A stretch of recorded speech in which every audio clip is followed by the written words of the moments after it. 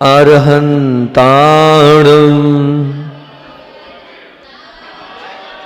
नमो सिद्धाणं नमो आयर्याणं नमो उवझायाणं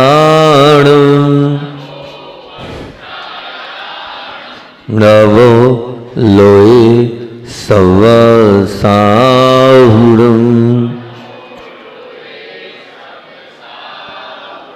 नमो अरिहन्ताणं नमो सिद्धाणं नमो आयर्याणं नमो वज्रायाणं नमो लोये सवसाहुरं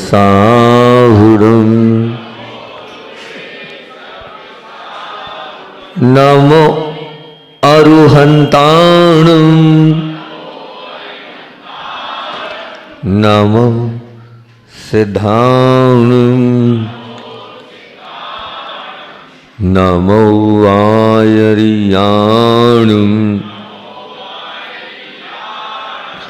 नमो वज्रायाणं नमो लोये सवसाहुरं।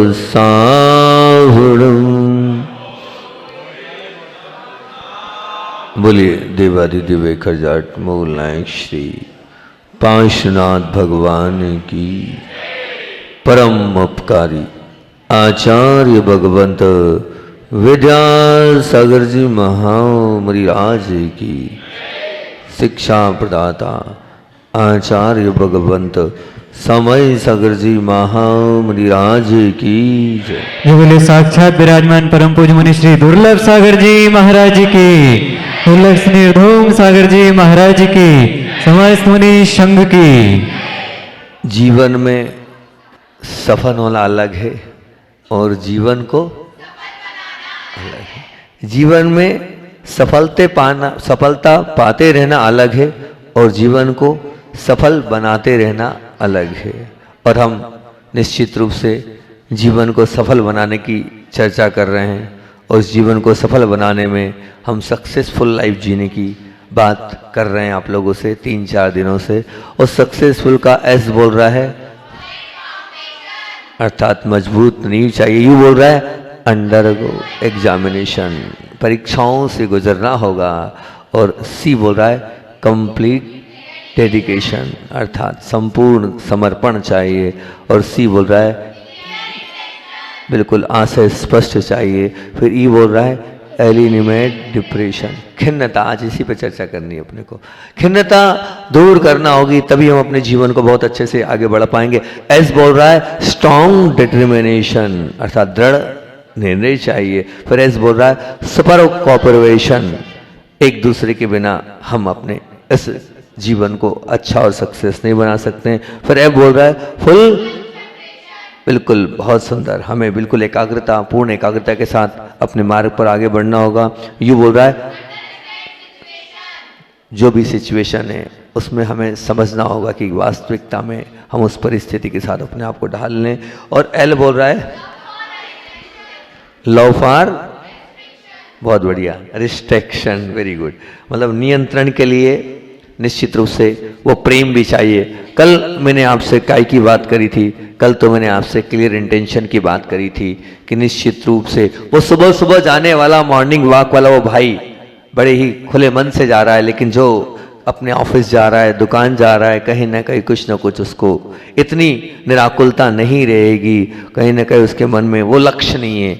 इसलिए सामने वाले के पास लक्ष्य नहीं है, इसके पास लक्ष्य है। और मैंने कहा था अगर आशय स्पष्ट हो जाए तो गुंडे के हाथ में भी छुरी देखकर इंसान की धड़कने लगती है, लेकिन डॉक्टर के पास वो औजार देखकर नहीं होता, क्योंकि डॉक्टर का आशय स्पष्ट है। इसलिए निश्चित रूप से अगर हमारा आशय स्पष्ट हो जाएगा तो हम मायाचारी से बच जाएंगे, और अगर हमारा मायाचारी वाला स्वभाव समाप्त हो जाएगा तो सच में हम बहुत अच्छे बन जाएंगे। क्योंकि अपने स्वयं को आप छिपा रहे हैं तो निश्चित रूप से आप अपने आप को धोखा दे रहे हैं। कल अपने बहुत अच्छी अच्छी बात करी थी, कल अपने 3 बात ये भी बोली थी। कौन कौन सी आप लोगों ने उस प्रवचन का अपनी पूजन का मैटर भी बना लिया, हमारा नाम लिख दिया, क्या लिख दिया, पर थोड़ा सा पूजन के समय भूल गए थे। पूजन करने वाले कहा था 3 नंबर का नाम क्या था। तो हमें संसार जगत में जीतना है तो गलत, पुण्य में उजयते। अध्यात्म जगत में जीतना है तो पुरुषार्थ में उजयते। और हमें अगर किस में जीतना है, वेरी गुड, धर्म जगत में जीतना है तो सत्यमेव जयते। निश्चित रूप से हम अपने जीवन को बहुत अच्छा बना सकते हैं। आज तक तो हम ही नाम की परिभाषा खोलते थे, लेकिन आज आपने भी सद लगा की परिभाषा खोल दी, अजनास की परिभाषा खोल दी, और अनेक प्रकार से अच्छा, बहुत अच्छा है। कम से कम आप लोगों का धर्म ध्यान तो वन इस बहाने लगे होंगे। तैयारी तो इतनी करी होगी, जब तो कहीं जाके इतनी सुंदर पूजन आप तैयार करके, हाँ नहीं अरे आप तो इसी लाए हो, बहुत अच्छा, ऐसे भी लाए हो तो फिर भी मन तो पूरा आपने किया ही होगा। बहुत सुंदर, बहुत अच्छी बात है कि ये हमारी प्रिय माँ है, हम इनको प्रिय माँ बोलते हैं। क्यों बोलते हैं प्रिय माँ, क्यों बोलते हैं हम इनको, क्या बोलते हैं, प्रिय माँ बोलते हैं। प्रिय माँ से आपको एक बहुत सुंदर आपको बताता हूँ, आपसे मैं पूछता हूँ, अब याद आ ही गया है तो बीच में एक बहुत बड़ा आपके सामने चिंतन रख रहा हूँ मैं कि आप प्रिय हैं कि अप्रिय, प्रिय हैं कि अप्रिय, आपकी बुद्धि कैसी है। एक चिंतन बीच में याद आ गया तो मैं वो चिंतन आपके बीच में रखता हूँ। बहुत सुंदर चिंतन है। आप किस प्रकार के व्यक्ति हैं, अभी बीच में भी मैंने इसको बोला था, आप किस प्रकार के व्यक्ति हैं, आपकी बुद्धि किस प्रकार की है, आपकी बुद्धि किस प्रकार की है, आप किस श्रेणी के व्यक्तित्व हैं, आपका जीवन किस प्रकार का है, वो मैं आपके बीच में रख रहा हूं। अगर आप अपने आप को चेक करें और अपने आप को देखें कि वास्तविकता में मैं किस प्रकार का व्यक्तित्व हूं, वो आप जब देख पाएंगे जब अपने आप को आप देखेंगे कि हाँ मेरे जीवन में मैं किस बुद्धि का मालिक हूं। जानना चाहेंगे, बोलो हाँ या ना, पीछे वालों, उधर पीछे वालों, जानना चाहेंगे आप किस प्रकार के बुद्धि के मालिक हैं। फिर ये आपको खुद को बताना है कि आप कैसे व्यक्ति हैं। अभी राजपुर में पूछ लिया था एक दिन हमने कि आप किस प्रकार के व्यक्ति हैं, या पीछे जानना चाहेंगे किस प्रकार के व्यक्ति हैं आप, कौन सी बुद्धि के मालिक हैं, बताना होगा। इसलिए ध्यान से सुनना होगा, क्योंकि मैं पूछ सकता हूं किसी से भी आप किस बुद्धि के मालिक हैं, ठीक, तो बड़े ध्यान से आपको सुनना होगा, तब कहीं जाकर आप मेरी इस बात को बता पाओगे कि हम किस बुद्धि के मालिक हैं। एक होती है कल्याण बुद्धि। कौन सी बुद्धि, कल्याण बुद्धि। मतलब कल्याण बुद्धि का तात्पर्य बहुत अच्छी बात, किसको कल्याण बुद्धि बोलते हैं, जो स्व और पर का विचार करने वाली बुद्धि होती है। स्व और पर का जो विचार करने वाली बुद्धि होती है उसका नाम कल्याण बुद्धि। जो ये सोचता है कि भैया मैं कुछ कर तो रहा हूं, उसके पहले मेरा क्या होगा, मैं करता रहा हूं मेरे साथ में रहने वालों का क्या होगा, तो वो अपना भी कल्याण सोचता है और सबका कल्याण सोचता है, वो होती है कल्याण बुद्धि। ऐसे व्यक्ति को मालूम है क्या बोलते हैं, किस श्रेणी में आते हैं, ऐसे व्यक्ति संत की श्रेणी में आते हैं। किस श्रेणी में आते हैं, किस श्रेणी में, कल्याण बुद्धि पहले होती है। जो सौ और पर का विचार करती है उसको कल्याण बुद्धि बोलते हैं और उसको संत की श्रेणी में बोलते हैं, ठीक। दूसरी बुद्धि कर्तव्य बुद्धि।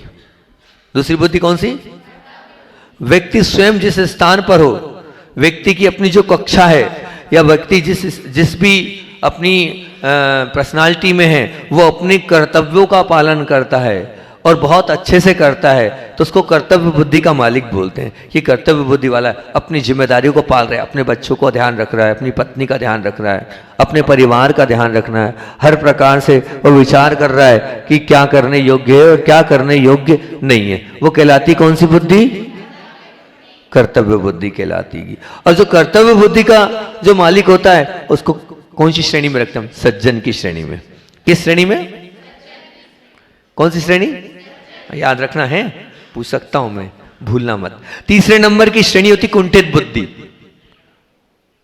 तीसरे नंबर की बुद्धि होती है कुंठित बुद्धि।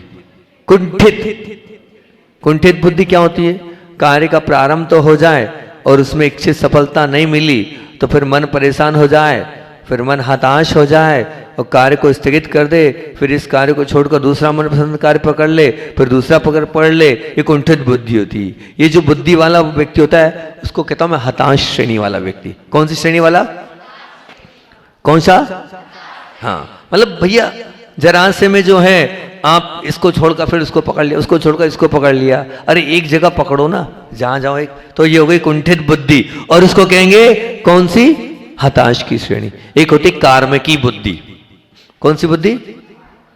कार्मिकी बुद्धि। हालांकि तीसरे नंबर पे ही कार्मिकी बुद्धि ले लो आप, तो चौथे नंबर पे कुंठित बुद्धि ले लो तो ज्यादा अच्छा रहेगा, ताकि अपने को गणित और सवाल करने में आनंद आएगा। तो तीसरी कार्मिकी बुद्धि, एक ही एक कार्य को बार बार करने से आप उस कार्य में एक्सपर्ट हो जाते हैं, माहिर हो जाते हैं, फिर आप बड़े सहज रूप से उस कार्य को कर लेते हैं। वो कहलाती कार्मिकी बुद्धि। तो उसे हम क्या कहते हैं? एक्सपर्ट को होशियार बोलते हैं।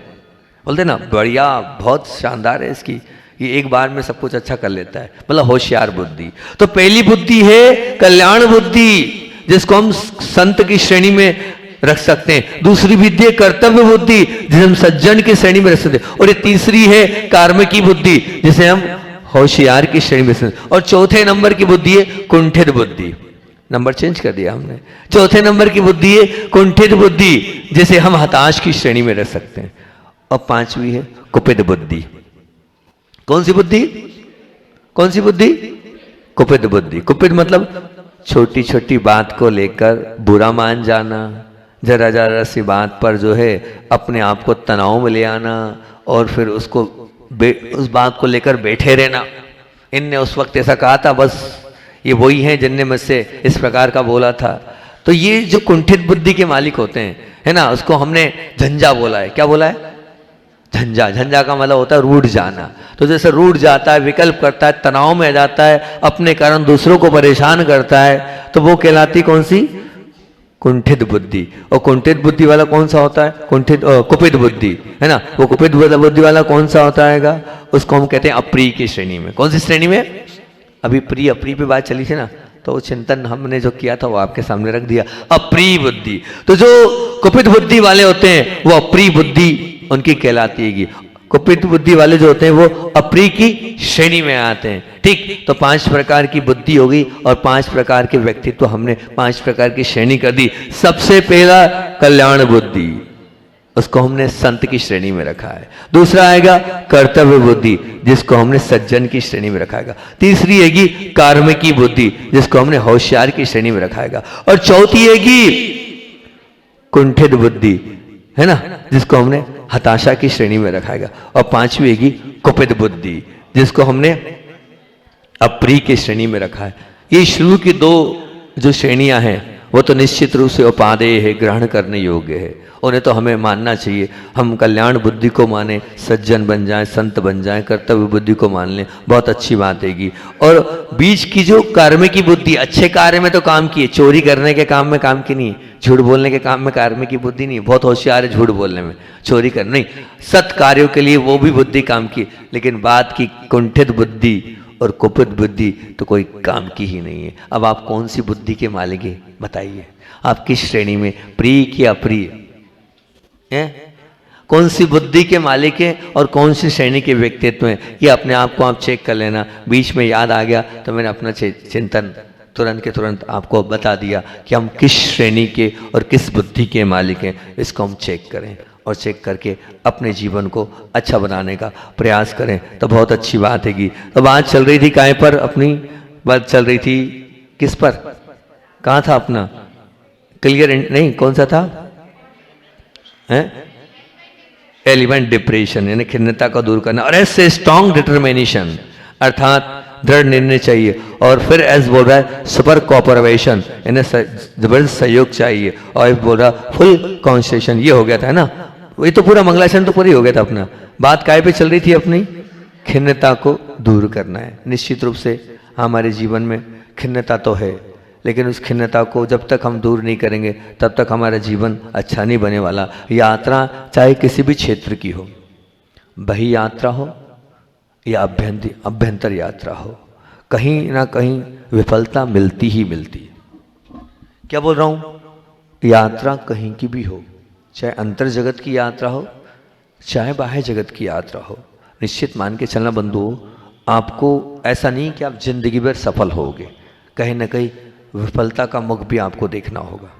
और कहीं शरीर निश्चित रूप से जब श्रमित हो जाता है, या कभी कभी मन भी या मूड भी खराब हो जाता है, या कभी वातावरण विचित्र हो जाता है, तो कभी स्पर्धा या वो कंपटीशन हमें खिन्न बना देता है, कभी कभी ईर्ष्या भी थका देती है हमें, कभी कभी अंदर की जलन भी हमें थका देती हैगी, और निश्चित रूप से अकारण हमारा मन निरुत्साही हो जाता है। अब इन सब कारणों से हम क्या हो जाते हैं? उदासी के शिकार हो जाते हैं, और फिर वो जो मन है उस मन पर आगे जाने के लिए, हमारा पूर्ण विराम लगाने के लिए हमारा मन अधीर हो जाता है। बहुत जल्दी हम थोड़ी सी चीज को लेकर ऐसा सोचते हैं, खिन्न हो जाते हैं, अब हमसे नहीं होगा, वो शरीर की मेहनत अब हम नहीं कर पाएंगे, अब हमारा मन जो है वो खराब हो चुका है। अगर थोड़ा बहुत भी वातावरण प्रतिकूल मिल जाता है उसमें भी हम अपने आप को जरा से में नीचे ऊपर कर लेते हैं। और हर क्षेत्र में स्पर्धा है, धर्म के क्षेत्र में भी है तो कर्म के क्षेत्र में भी है, हर जगह स्पर्धा है। और फिर वो स्पर्धा जब होती है तो फिर हम जब थोड़े से हार से जाते हैं और हमारे से जो अपोजिट वाला है थोड़ा आगे बढ़ जाता है, तो उसमें मन में खेद खिन्नता आ ही जाती हैगी कि भैया हम नहीं कर पा रहे हैं। और सबसे बड़ा उसमें एक ही है जड़, वो है क्या? ईर्ष्या। ईर्ष्या एक ऐसा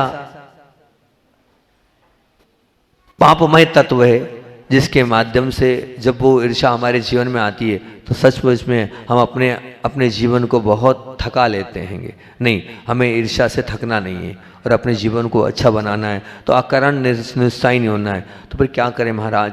क्योंकि पुरुषार्थ छोड़कर हम शांति से बैठ जाएं? नहीं, बिल्कुल ऐसे हमें बावरे नहीं होना। फिर क्या करना है? यह तो संसार है, यहाँ कुछ भी पूर्ण नहीं है। चंद्रमा के साथ भी कलंक को स्वीकार करना होगा, चंद्रमा के साथ भी कलंक को स्वीकार करना होगा। तो निश्चित रूप से जैसे नदी के साथ कीचड़ को स्वीकार करना पड़ता है, जैसे फूल के पौधे के साथ उन कांटों को स्वीकार करना पड़ता है, उसी प्रकार सफलता के साथ कभी कभी विफलता को भी स्वीकार करने के लिए मन को हमेशा तैयार रखना पड़ता है। क्योंकि अगर हम ऐसा मन तैयार नहीं करेंगे तो फिर हम आगे नहीं बढ़ पाएंगे। एक बार की विफलता में हम उदास हो जाएंगे और अपने आप को खेद खिन्न कर लेंगे कि मुझसे नहीं हुआ, अब क्या करना? अब नहीं हुआ तो क्या करें हम? नहीं, ये खेद खिन्नता नहीं। अगर हमसे नहीं हुआ है तो जब क्यों नहीं हुआ है हम उस पर विचार करें, क्या गलतियां थी उसको ऑब्जर्व करें कि दुनिया ने किया लेकिन मैं नहीं कर पाया, तो क्यों नहीं कर पाया?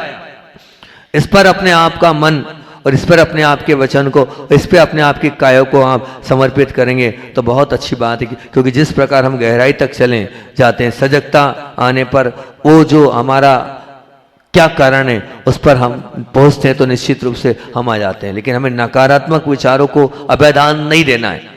निश्चित पहले अच्छी सोच के साथ पुरुषार्थ हमने किया है, क्यों हमें नहीं मिला है, इस पर हमें बहुत अच्छे से चिंतन करना चाहिए। जब हम चिंतन करते हैं तो निश्चित रूप से वो खेद खिन्नता जो हमारे जीवन में आ गई है वो नहीं आएगी। वो खेद खिन्नता का प्रमुख कारण क्या है कि हम बहुत जल्दी ये मान लेते हैं कि अब मुझसे नहीं होगा। नहीं, हमें ये बिल्कुल भी नहीं मानना है कि मुझसे नहीं होगा, हम ही हैं वो सब कुछ कर सकते हैं। और जैसे मान लीजिए कहीं कुछ आपने तय किया कि ये मुझे करना है, लेकिन अगर आप मान लो वो नहीं कर पाते हैं और उसमें अगर आपका मन खराब हो रहा है और आप सोच रहे हो कि मैंने तो बोला था और मुझसे नहीं हुआ, नहीं, ऐसा नहीं। मान लीजिए दान देने की ही बात है, दान देने की ही बात है और आप आज दान दे नहीं दे पा रहे हैं, उस पर खेद खिन्न नहीं हो।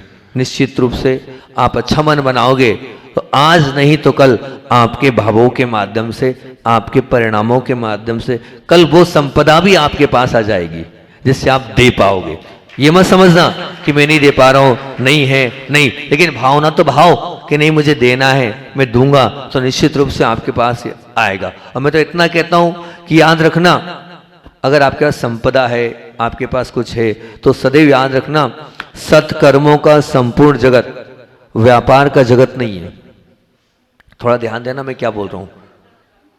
सत्कर्मों का संपूर्ण जगत व्यापार का जगत नहीं है, बल्कि जुए का जगत है। बहुत गहरी बात है, समझने का प्रयास करना मैं क्या कह रहा हूं कि सत्कार्यों का संपूर्ण जगत व्यापार का जगत नहीं है, वो तो जुए का जगत है। क्या कहना चाह रहे हैं महाराज जी आप? इस जगत में अगर हम गिन गिन कर देते हैं तो बदले में भी गिन गिन कर ही मिलता है। इस जगत में हम गिन गिन कर देते हैं तो बदले में भी गिन गिन कर मिलता है, और जबकि जो सब कुछ निछावर करने को तैयार था उसे सर्वस्व मिलता है। जो सब कुछ निछावर करने को तैयार था उसको सर्वस्व मिलता है। मैं आपसे पूछता हूं, आप मुझे जवाब देना, किसान जब धरती पर बीज बोता है, किसान जब धरती पर बीज बोता है तो व्यापारी की बुद्धि से कि जुआरी की बुद्धि से? व्यापारी की बुद्धि से नहीं बोता है, बिल्कुल निश्चित मान के चलना, वो जुआरी की बुद्धि से मिलता है। मैं आपसे पूछता हूं, एक मित्र दूसरे मित्र को स्नेह देता है, एक पति अपनी पत्नी को और एक पत्नी अपने पति को प्रेम देती है, एक भक्त अपने भगवान को हृदय देता है, और ये व्यापारी की बुद्धि से कि जुआरी की बुद्धि से? बोलो ना। रिटर्न चाहिए व्यापारी की बुद्धि, रिटर्न की कोई अपेक्षा नहीं है जुआरी की बुद्धि। जुआरी देता है, आए तो आए, नहीं तो नहीं आए, मुझे इसकी परवाह नहीं है। जुआ जब लगाता है ना तो ये अपेक्षा नहीं रखता, उसे मालूम होता है कि कोई भरोसा नहीं है, आएगा कि नहीं आएगा, और आता है तो बम्फर आ जाता है। तो आप जो दे रहे हो जुआरी की बुद्धि से दो, है ना, प्रेम भी दे रहे हो जुआरी की बुद्धि से दो। आप एक मित्र को प्रेम भी दे रहे हो जुआरी की बुद्धि से दो आप, कि हाँ भैया जुए में एक भक्त जब भगवान की भक्ति करता है, मुझे चाहिए ये भाव नहीं, मैं तो दे रहा हूं। अब आप जो देना हो सो देना, नहीं देना हो तो मत देना।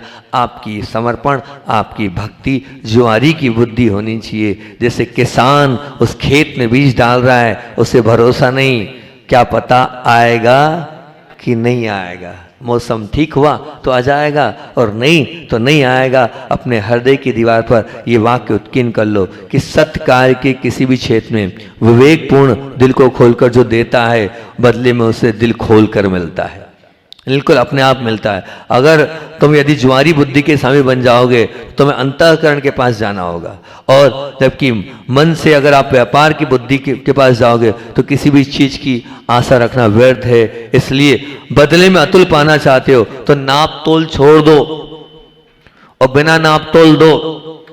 जब बिना नाप तोल दोगे तो निश्चित कल आपके पुण्य का मौका हैगा, कल आपको अपना पुण्य आजमाना है, और उस पुण्य को आजमाने की आपकी कल बारी है।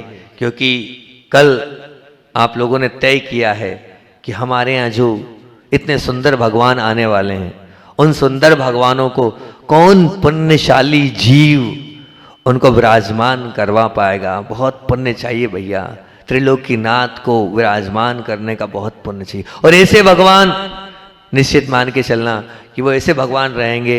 हो सकता है कि कोई विशुद्ध परिणामी आत्मा इतने विशुद्ध परिणाम से भगवान को विराजमान करवा दे।